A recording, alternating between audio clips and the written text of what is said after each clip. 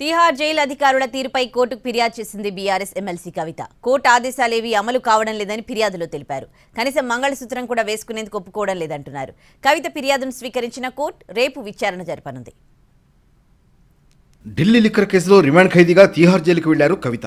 3 రోజులుగా జైలులో జీవితం గడుపుతున్నారు. జైలులోని 6వ నెంబర్ సెల్లో మరో 2 మహిళా ఖైదీలతో కలిసి ఉంటున్నారు. బుధ గురువారాలు సాధారణ ఖైదీల మధ్యనే ఉంటున్నారు. కాగా టీ, ఆహారం, టీవీ చూసే సమయాలు ఇతర ఖైదీల మాదిరిగానే కవితకు ఉంటాయని జైలు ఉన్నతాధికారి ఒకరు చెప్పారు. కవిత ప్రత్యేకంగా నిర్దిష్ట వసతులేవీ డిమాండ్ చేయలేదని కూడా జైలు వర్గాలు పేర్కొన్నాయి. నిబంధనల ప్రకారమే ఆమెకు వస్తువులను అందజేస్తామని అధికారులు వివరించారు. అయితే జైలులో ఇంటి భోజనంతో పాటు నిద్రపోవడానికి మంచం, పరుపులు, చెప్పులు, బట్టలు, దుప్పట్లు, పుస్తకాలు స్వయంగా ఏర్పాటు చేసుకునేందుకు కోర్టు అనుమతి ఉంది. పెన్ను, పేపర్లు, మందులు తీసుకువెళ్లేందుకు కూడా న్యాయస్థానం అనుమతిచ్చింది.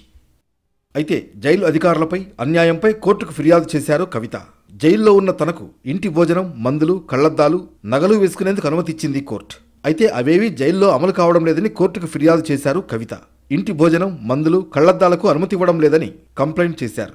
మంగళసూత్రం వేసుకునేందుకు ఒప్పుకోవడం లేదని కోర్టుకు తెలిపారు ఆమె. కోర్టు ఉత్తర్వులు అమలు చేయకపోవడంపై జైలు అధికారులను క్లారిఫికేషన్ కోరింది సిబిఐ స్పెషల్ కోర్టు.